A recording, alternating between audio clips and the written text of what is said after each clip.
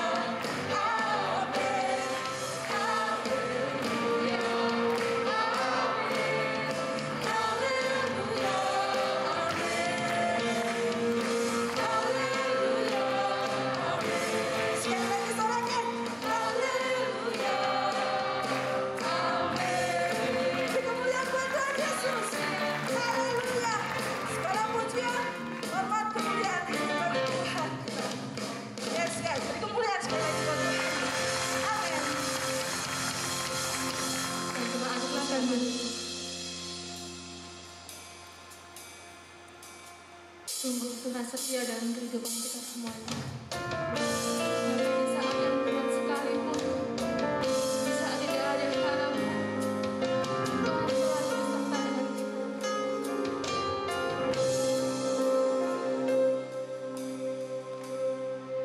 Ku tidak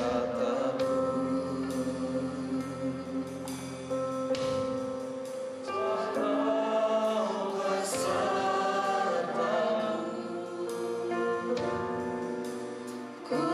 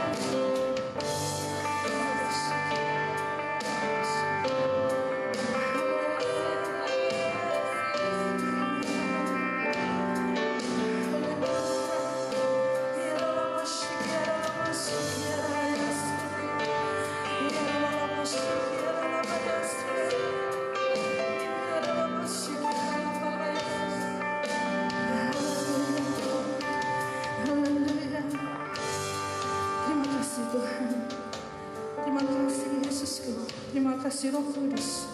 Terima kasih untuk hadirat-Mu yang menguatkan setiap kami Tuhan. Terima kasih untuk hadirat-Mu yang memberi pemulihan buat setiap hati kami Tuhan. Haleluya. Kami percaya Tuhan, saat Engkau berjalan bersama kami, maka kami akan menjadi orang-orang yang menang, bahkan lebih dari pemenang Tuhan. Haleluya Tuhan. Dan terus Tuhan, berikan setiap kami hati yang selalu melekat Tuhan akan Engkau, dan berakar kuat di dalam-Mu Tuhan. Karena kami tahu Tuhan, saat hidup kami melekat dan berakar kuat di dalam-Mu Tuhan, maka segala kekhawatiran dan ketakutan akan dilenyapkan dalam kehidupan kami Tuhan. Haleluya, haleluya. Kami percaya Tuhan, Tuhan yang besar, Allah yang hidup, sanggup memelihara hidup kami dan menyertai setiap kami Tuhan. Terima kasih Bapa, terima kasih Yesus. Haleluya, haleluya. Dan Tuhan, sebentar kami akan mendengarkan firman-Mu. Berikanlah kami tanah hati yang baik dan subur untuk taburi benih firman-Mu Tuhan. Dan berkati Bapa Gembala yang akan membawakan firman-Mu. Biarlah kuasa otoritas dari yang maha tinggi turun atas hamba-Mu, sehingga setiap firman yang disampaikan boleh merema dalam kehidupan kami, memberikan kami kekuatan, kami dipulihkan, yang sakit disembuhkan, yang susah dihiburkan. Dan kami pulang dari tempat ini, kami tidak sama lagi, tapi kami mau membawa berkat yang dari Tuhan. Kami semakin diberkati, dan kami menjadi berkat bagi banyak orang. Terima kasih Bapa. Dan biarlah setiap kami Tuhan, bukan hanya menjadi seorang pendengar, tapi kami boleh menjadi pelaku firman-Mu Tuhan. Kami serahkan pemberitaan firman-Mu dari awal sampai akhirnya. Biarlah Roh Kudus yang bekerja di tengah kami. Di dalam nama Tuhan kami Yesus Kristus, Tuhan dan Juru Selamat kami yang hidup, kami telah berdoa dan mengucap syukur. Haleluya. Amin. Nah, saudara, pada pagi hari ini kita percaya Tuhan hadir bersama dengan kita. Amin. Haleluya. Segala puji syukur hanya bagi Tuhan kita Yesus Kristus. Dia Tuhan segala Tuhan, Dia Raja segala Raja. Dan Dia berjanji akan datang kembali menjemput saudara dan saya, dan setiap kita yang terus mau menjadi pelaku firman-Nya. Tema khotbah hari ini Minggu 4 Juli 2021, dua cara pandang. Dua cara pandang. Apa maksudnya dua cara pandang? Artinya cara pandang Tuhan dan cara pandang manusia.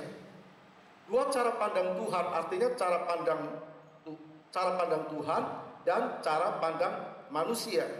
Nah, cara pandang manusia itu berbeda dengan cara pandang Tuhan. Cara pandang Tuhan jelas berbeda dengan cara pandang manusia. Karena itulah Tuhan minta supaya kita memakai cara pandang Tuhan. Tuhan mau kita pakai cara pandang Tuhan. Mari kita lihat ayat pokok kita yang terambil dalam kitab Amsal 16 ayat yang kedua berkata demikian. Amsal pasal 16 ayat 2. Segala jalan orang adalah bersih menurut pandangannya sendiri, tetapi Tuhanlah yang menguji hati.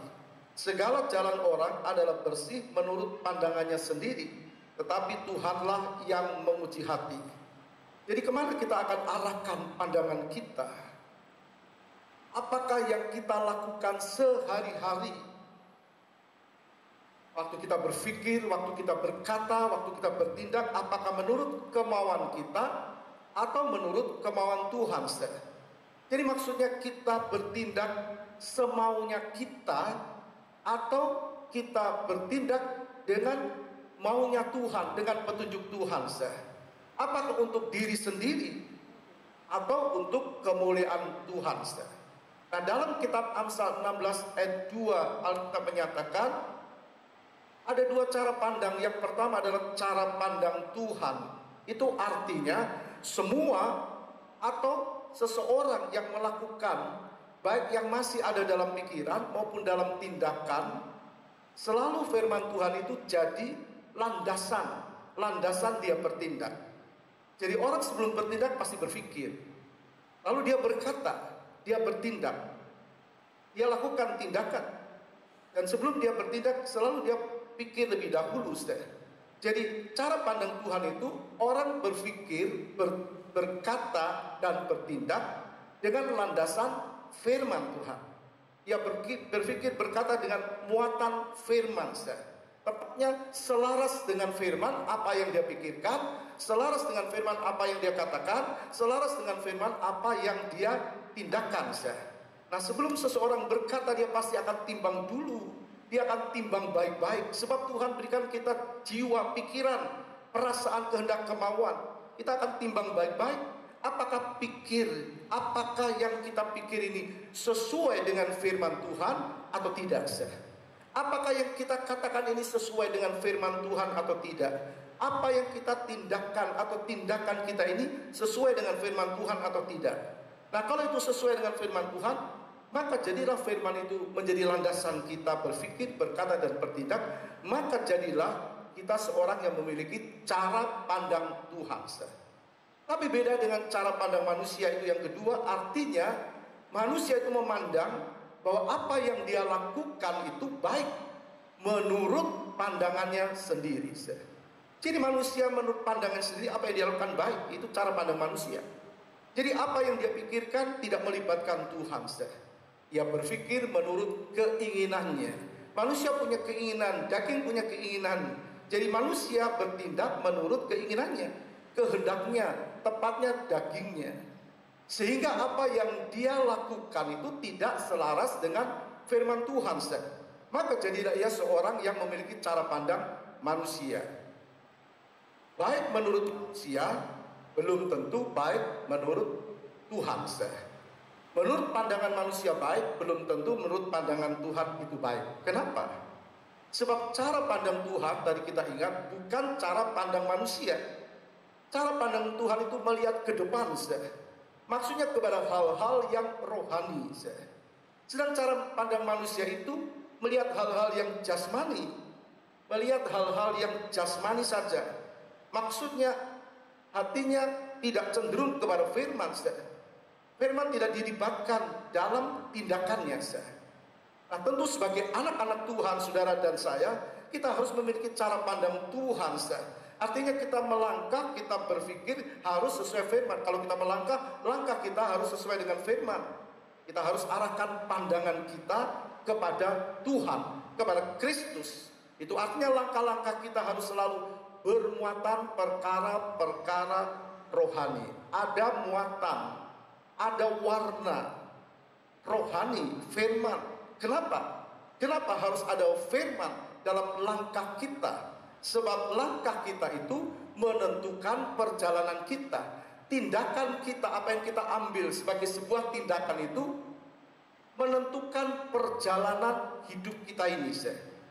Baik atau benar, salah atau benar, rohani atau jasmani, itu menentukan langkah kita selanjutnya. Atau tepatnya hidup kita selanjutnya. Jadi hidup kita selanjutnya ini ditentukan dengan langkah kita. Apakah langkah kita melangkah dengan cara pandang manusia, cara pandang kita, atau cara pandang Tuhan? Mari kita lihat sebuah contoh. Pandangan seseorang itu menentukan langkahnya. Pandangan seseorang itu menentukan langkahnya. Kita lihat yang pertama Lot. Dalam Kejadian 13 ayat 10a berkata begini. Lalu Lot melayangkan pandangnya dan dilihatnyalah bahwa seluruh lembah Yordan banyak airnya. Lalu Lot melayangkan pandangnya. Siapa yang memandang? Lot. Lot memandang dengan mata jasmaninya.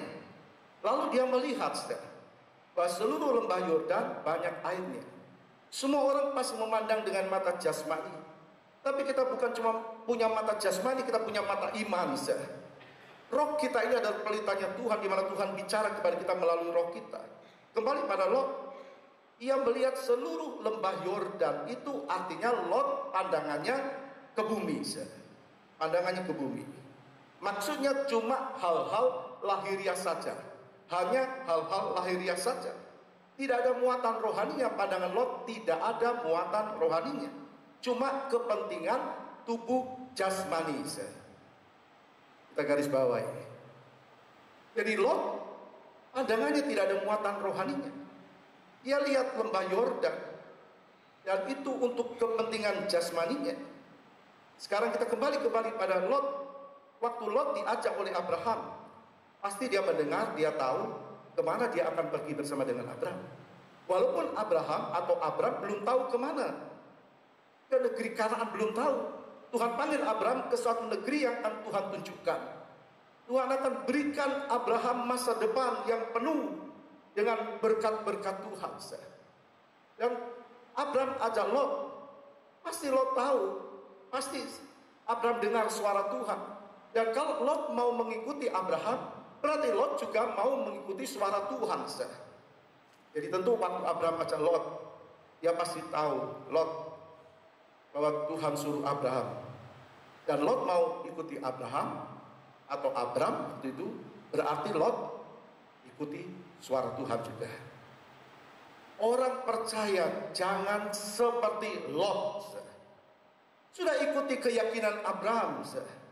Artinya sudah percaya kepada Tuhan, sudah percaya kepada Kristus sebagai Tuhan dan Juru Selamat, sudah mengerti hal-hal rohani, ada hal-hal yang kekal, tapi cara pandangnya masih duniawi. Lot pilih duluan.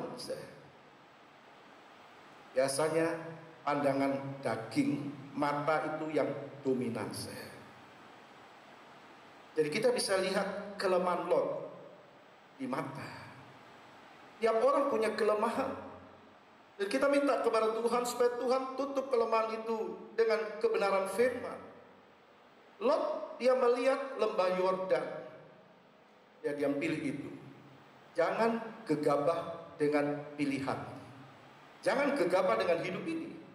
Orang yang tidak gegabah menentukan pilihan, dan orang yang berdasarkan firman, pasti dia dapat yang baik.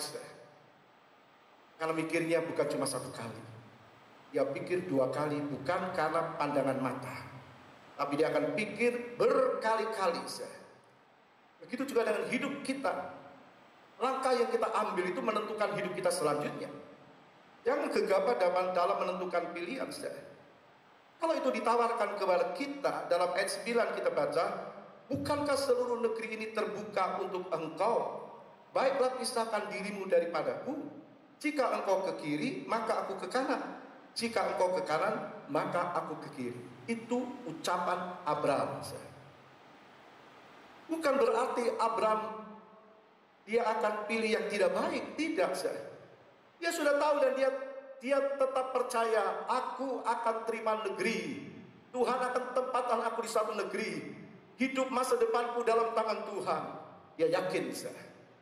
Tapi karena dia orang yang hidup dalam kebenaran firman, dia rendah hati, dia berikan Lot memilih.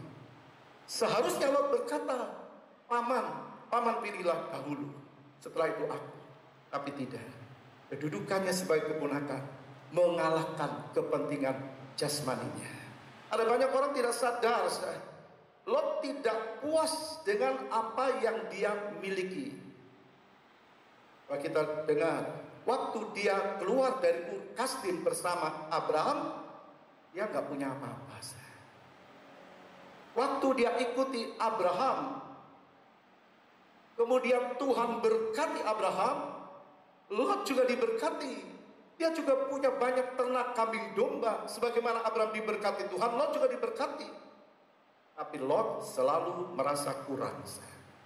Hati-hati dengan orang, katakan orang percaya selalu merasa kurang. Selalu kurang. Sehingga tidak punya waktu untuk Tuhan. Tidak punya waktu untuk ibadah.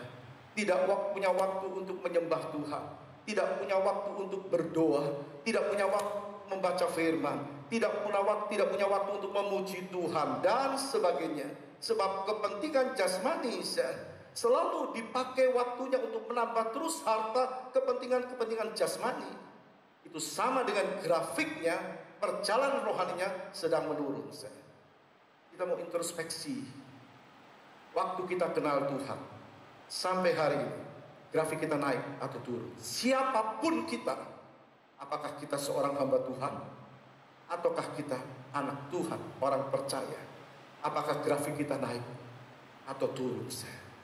Jangan sampai anak-anak Tuhan punya pandangan yang salah. Kita lihat Lot salah pandang, Lot salah pilih.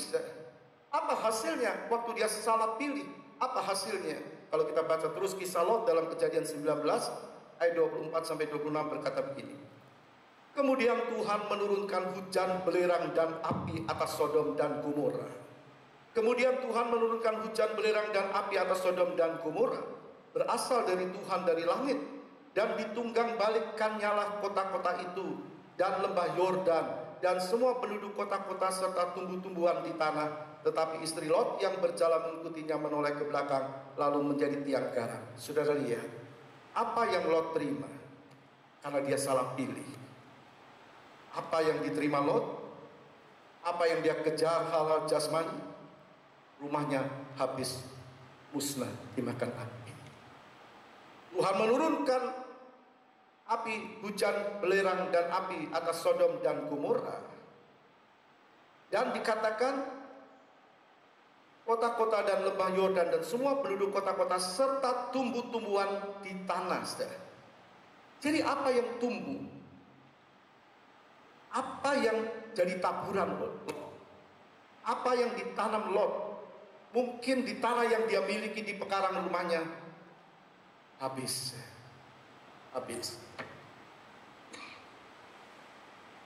Jadi apa yang dia kumpulkan bertahun-tahun di Sodom musnah, hilang, tidak tersisa. Bahkan tragis, istrinya jadi tiang garam. Lot ditarik oleh malaikat untuk lari beserta dengan kedua anaknya. Istrinya menengok ke belakang jadi tiang garam. Lalu dia ada di gunung. Bayangkan Lot yang di atas lalu lihat ke bawah. Mungkin dia berkata, seandainya aku pilih belakangan, seandainya aku tidak pilih lembah Yordan. Ada banyak orang berkata begini setelah semua terjadi. Seandainya pertimbanganku bukan karena air-air hal jasmani. Seandainya aku tetap hidup dekat Abraham. Nah, begitu juga dengan banyak orang percaya. Semua telah terjadi baru dia berkata seandainya. Tapi pagi hari ini situasi apapun, kondisi apapun yang kita sedang alami, tetap kita memiliki cara pada Tuhan. Amin, bertepuk tangan bagi Tuhan. Mungkin Lot berkata begini, lebih baik aku tinggal di Soar, bukan di dalam gua. Artinya di tempat terang, bukan di tempat gelap. Kita baca ayat 30 Kejadian 19. Pergilah Lot dari Soar dan ia menetap bersama-sama dengan kedua anaknya perempuan di pegunungan. Sebab ia tidak berani tinggal di Soar, maka diamlah ia di dalam suatu goa bersama kedua anaknya. Di dalam goa, tempat yang gelap, terjadilah hal-hal yang Tuhan tidak izinkan. Maka lahirlah Moab dan Ben-Ami atau Amon, yang sebenarnya tidak boleh terjadi. Sudah jelas Lot ikut Abraham, tapi dia pilih lembah Yordan karena dia pandang banyak airnya. Dia keluar dari Sodom karena pertolongan Tuhan. Dia selamat karena pertolongan Tuhan, kemurahan Tuhan. Tapi dia tidak di Soar, dia tinggal di dalam gua. Orang yang sudah salah langkah biasanya semakin salah langkah kalau tidak segera bertanya kepada Tuhan. Mungkin ada di antara kita yang salah langkah. Kita berhenti dan bertanya sama Tuhan. Tuhan, tunjukkan kesalahan hamba. Beritahu Tuhan. Dan kita mau berlangkah sesuai dengan cara pandang Tuhan. Mungkin Lot bilang, seandainya aku tidak tinggal dalam gua, seandainya aku tetap tinggal di Soar. Tapi sudah terjadi apa yang ada di dalam gua. Di dalam gelap itu. Terjadilah hal-hal yang Tuhan tidak inginkan antara Lot dan kedua putrinya. Bahaya kalau langkah anak Tuhan tidak ada muatan rohaninya. Siapapun dia, siapapun kita, harus ada muatan rohaninya. Yang kedua kita lihat contoh Abraham. Kejadian 13 ayat 12a. Abraham menetap di tanah Kanaan, tetapi Lot menetap di kota-kota lembah Yordan dan berkemah di dekat Sodom. Jadi kita lihat di sini Abraham tujuannya adalah Kanaan. Kanaan adalah tanah yang Tuhan janjikan kepada Abraham. Tuhan juga berjanji, Sesudah aku selesai menyediakan tempat bagimu, aku akan kembali menjemput kamu. Jadi sementara kita ada di dunia dengan apa yang dunia bergolak hari-hari ini, Tuhan tetap tidak pernah ingkar janji. Dia sediakan tempat kediaman di sorga. Dia tempat yang kekal sediakan. Itu tujuan kita hidup di dunia ini. Bukan menetap selamanya di dunia. Tuhan ingin kita mengerti. Tujuan Abraham dia tahu adalah Kanaan. Kanaan adalah tempat yang Tuhan janjikan kepada Abraham. Tuhan ingin kita juga mencapai hal-hal yang rohani. Karena itu mungkin cara pandang Tuhan, cara pandang Abraham. Kita baca Ibrani 10 ayat yang Ibrani 11 ayat 10. Sebab ia menanti-nantikan kota yang mempunyai dasar, yang direncanakan dan dibangun oleh Allah. Sebab ia menanti-nantikan kota yang mempunyai dasar, yang direncanakan dan dibangun oleh Allah. Allah bangun kota ini, Allah bangun maksudnya surga untuk siapa? Untuk kita, untuk orang percaya yang tetap percaya kepada Dia. Dan Abraham pandangannya ke kota yang direncana dan dibangun oleh Tuhan. Dia arahkan pandangannya ke surga, perkara-perkara rohani. Dan Allah berkata, aku tidak malu disebut Allah mereka. Kalau orang punya pandangan seperti Tuhan, maka Tuhan tidak malu disebut Allah mereka. Berarti Tuhan malu disebut Allah oleh mereka yang pandangannya hanya pandangan jasmani, perkara-perkara lahiriah, tidak ada muatan rohani dalam pikiran dan tindakannya seperti Lot. Apa tidak ada rintangan bagi Abraham? Ada rintangan. Ayat 13b berkata begini. Dan yang mengakui bahwa mereka adalah orang asing dan pendatang di bumi ini. Abraham tahu dia datang ke Kanaan seperti orang asing, kan ada penduduk asli Kanaan. Orang asing, orang pendatang, bukan penduduk asli. Tidak punya hak tanah kalau bicara orang asing. Tapi Kanaan diberikan Tuhan kepada Abraham. Demikian juga kita tahu di dunia ini kita bisa mengerti Kanaan bukan cuma bicara surga, tapi juga di dunia ini kita pasti juga alami rintangan, halangan dan sebagainya. Tapi tidak membuat kita sampai lupa akan janji Tuhan. Nah begitu juga Abraham, dia tetap kalau kita bicara kesempatan, mereka juga punya kesempatan yang lebar untuk kembali, tapi mereka tidak mau.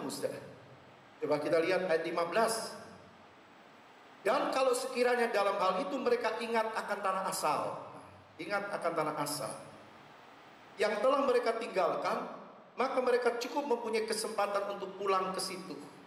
Cukup punya kesempatan. Kalau sekiranya dalam hal itu mereka ingat akan tanah asal. Sudah lihat perjalanan umat Israel keluar dari Mesir. Mesir bukan tanah asal mereka, tapi mereka diberhamba di Mesir. Tapi mereka ingat Mesir, ingat makanan-makanan Mesir dan sebagainya. Mereka komplain sama Musa. Jadi kita kembali kepada Abraham. Imannya kepada Tuhan kuat dan tidak tergoyahkan.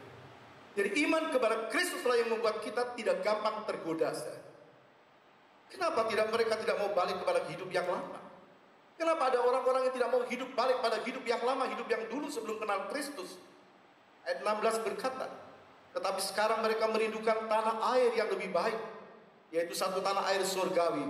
Sebab itu Allah tidak malu disebut Allah mereka, karena Ia telah mempersiapkan sebuah kota bagi mereka. Alkitab berkata, siapa yang ada di dalam Kristus, dia adalah ciptaan yang baru. Kita lihat di sini, tidak akan kembali dalam hidup yang lama. Siapa yang ada dalam Kristus, ciptaan yang baru, yang lama sudah berlalu. Siapapun kita, saudara. Kembali kepada Abraham. Kenapa pandangan Abraham kepada surga? Karena dia sadar dia cuma menumpang di dunia ini. Begitu juga dengan kita. Kita cuma numpang di dunia ini. Satu kali kelak kita akan ada di sana untuk kekal selama-lamanya. Jadi orang Kristen yang punya pandangan seperti Abraham, pandangannya tidak akan salah arah, saudara. Tidak akan salah arah. Kembali kepada Lot. Kenapa Lot salah arah? Dalam ayat 10, Kejadian 13. Lalu Lot melayangkan pandangnya dan dilihatnyalah bahwa seluruh lembah Yordan banyak airnya, Seluruh lembah Yordan banyak airnya seperti taman Tuhan, seperti tanah Mesir sampai ke Soar. Hal itu terjadi sebelum Tuhan memusnahkan Sodom dan Gomora. Bahwa seluruh lembah Yordan dilihatnya banyak airnya. Air itu kebutuhan jasmani, tapi menjadi nomor satu dalam hidup Lot. Bukan berarti kita tidak perlu air, hal-hal yang jasmani, tapi kita lihat Lot membuat nomor satu kebutuhan dagingnya. Hal-hal daging itu yang menuntun langkahnya, bukan firman. Dalam Hakim-Hakim 21 ayat 25 berkata begini, pada zaman itu tidak ada raja dan di antara orang Israel, pada saat itu tidak ada raja di antara orang Israel, setiap orang berbuat apa yang benar menurut pandangannya sendiri. Orang tidak ada firman, jadi orang akan berjalan menurut pandangannya sendiri. Kenapa orang menurut cara pandang dirinya, cara pandang manusia? Tidak ada firman dalam dirinya. Tidak ada firman dalam dirinya membuat orang punya cara pandang manusia. Kita punya cara pandang Tuhan, karena firman Tuhan itu pelita bagi kita. Amin.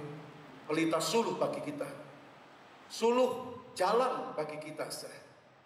Karena itu jangan nurut cara pandang diri, jangan cara pandang manusia. Ikuti cara pandang Tuhan, sebab itu menentukan langkah kita selanjutnya. Ikuti cara pandang Tuhan. Ikuti cara pandang Tuhan. Jangan menurut cara pandang kebenaran diri sendiri. Ikuti cara pandang Tuhan. Seperti Abraham, Roh Kudus akan menolong kita untuk kita tetap setia kepada Tuhan. Pasti hidup kita menyenangkan Tuhan. Amin. Tuhan berkati kita. Mari kita bangkit berdiri. Kita nyanyikan sebuah pujian. Bila engkau tak besertaku, ku tak mau berjalan. Sama-sama kita bangkit berdiri.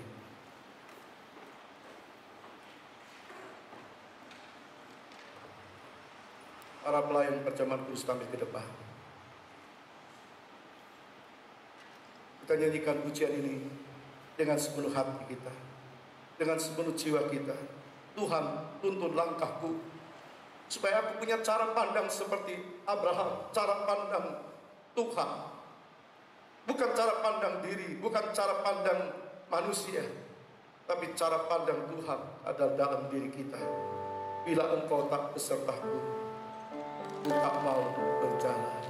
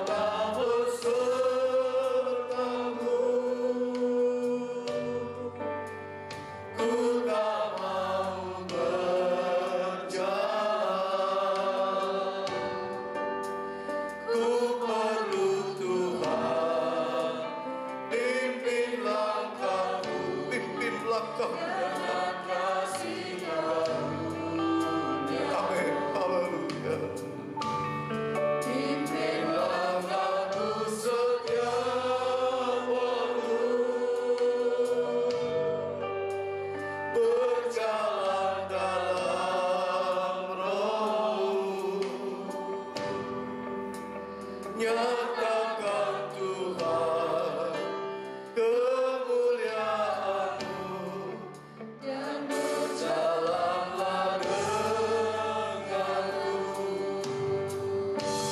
berjalanlah bersamaku Tuhan. Kami butuh Engkau hari-hari ini. Kami mau berjalan sesuai cara pandang-Mu Tuhan. Kami punya tempat yang pasti di sorga selama-lamanya.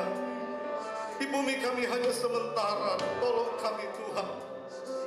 Kalau kami punya cara pandang Engkau, maka semua kebutuhan kami pasti tercukupi. Pasti tercukupi. Pasti Tuhan lindungi kami. Kalau kami memiliki cara pandang Tuhan. Terima kasih Bapa yang baik. Terima kasih Engkau ada bersama dengan kami. Pagi hari ini kami sudah dengar sabda-Mu. Kami mau ikuti firman-Mu. Segala hormat bagi Tuhan. Kami percaya Engkau dengar doa kami Bapa. Umat-Mu berkati mereka. Lindungi umat-Mu Bapa. Terima kasih Tuhan. Dalam nama Tuhan Yesus kami berdoa. Haleluya. Amin. Bila Engkau tak bisa.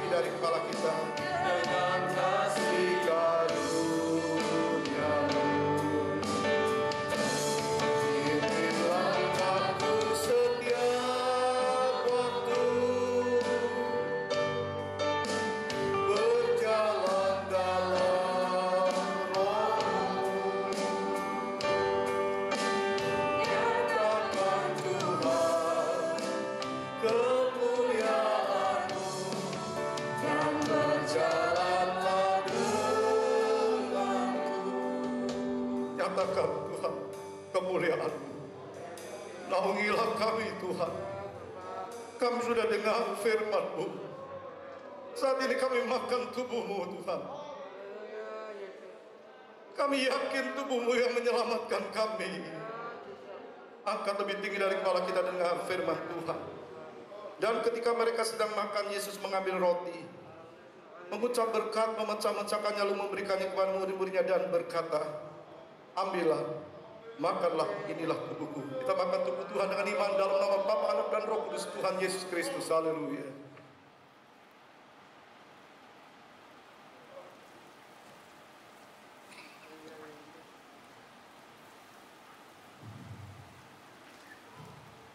Terima kasih Tuhan, terima kasih.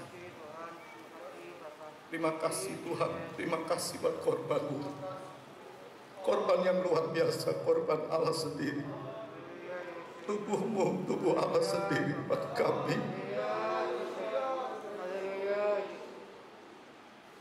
Angkat cawan lebih tinggi dari kepala kita dan dengar firman. Sesudah itu ia mengambil cawan, mengucap syukur, lalu memberikannya kepada mereka dan berkata, minumlah kamu semua dari cawan ini, sebab inilah darahku, darah perjanjian yang ditumpahkan bagi banyak orang untuk pengampunan dosa. Kita minum darah Tuhan dalam nama Bapa, Anak dan Roh Kudus, Tuhan Yesus Kristus. Haleluya, haleluya, haleluya. Terima kasih Tuhan buat korban darah-Mu, darah Allah sendiri, yang melindungi kami, yang menyelamatkan kami, yang memberkati kami. Kami percaya firman-Mu ya dan amin. Terima kasih Tuhan. Sebentar anak-anak-Mu pulang, lindungi mereka, sertai, jauhkan dari mara bahaya Tuhan. Inilah permohonan hamba-Mu. Terima kasih Tuhan. Terima kasih Yesus. Terima kasih Roh Kudus. Sekarang saudaraku yang dikasih Kristus, kita pulang dengan berkat Allah Bapa, kasih sayang Yesus Kristus, dan persekutuan di dalam Roh Kudus, yaitu di dalam nama Tuhan Yesus Kristus pagi hari ini sampai Maranatha, Tuhan datang yang kedua kali. Semua yang percaya katakan amin. Tuhan berkati kita.